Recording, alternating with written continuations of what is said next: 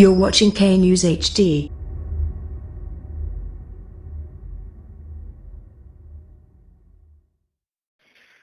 السلام علیکم، آپ دیکھ رہے ہیں کے نیوز چینل۔ خبر شامل کرتے ہیں فیصل آباد سے۔ پاکستان کے دیگر شہروں کی طرح مامو کانجن میں بھی کشمیریوں کے ساتھ اظہار یکجہتی کے لیے جماعت اسلامی کے زیر اہتمام ریلی اور تقریب کا اہتمام کیا گیا۔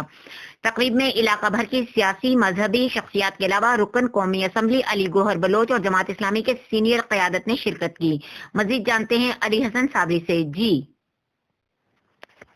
جی، پاکستان کے دیگر شہروں کی طرح مامو کنجن میں بھی کشمیریوں کے ساتھ اظہار یکجہتی کے لیے جماعت اسلامی کے زیر انتظام ریلی اور ایک تقریب کا اہتمام کیا گیا۔ تقریب میں علاقہ بھر کی سیاسی اور مذہبی شخصیات کے علاوہ رکن قومی اسمبلی علی گوہر بلوچ اور جماعت اسلامی کی سینئر قیادت نے شرکت کی۔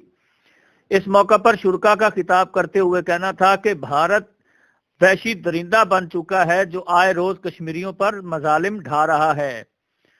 کشمیریوں کا خون رائے گاں نہیں جائے گا، انشاءاللہ کشمیر بنے گا پاکستان۔ وہ دن دور نہیں جب کشمیری اپنی آزادی کا سورج طلوع ہوتے دیکھیں گے۔ جی